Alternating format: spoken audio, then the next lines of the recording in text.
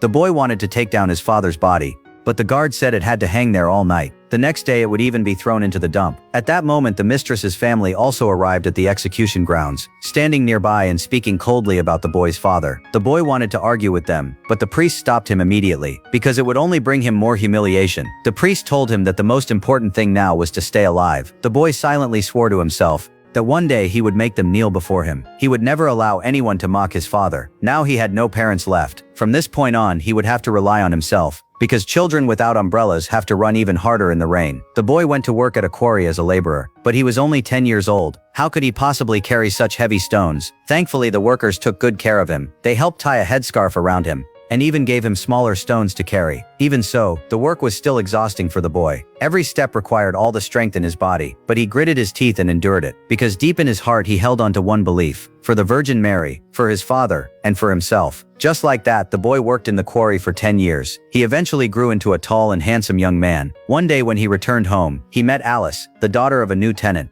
With just one glance, feelings sparked between them. Because there were not enough rooms, their room had to be given to the new tenants. Out of respect for the young man's father, the landlord allowed them to sleep downstairs on the floor. During dinner, their eyes could never leave each other. This scene happened to be noticed by the girl's father. How could he possibly approve of a mere laborer? He scolded his daughter and told her to return to her room after eating.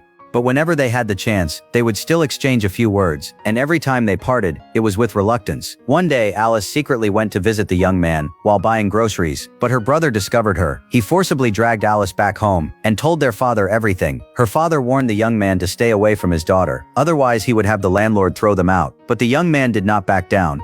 He went to the church and found the priest,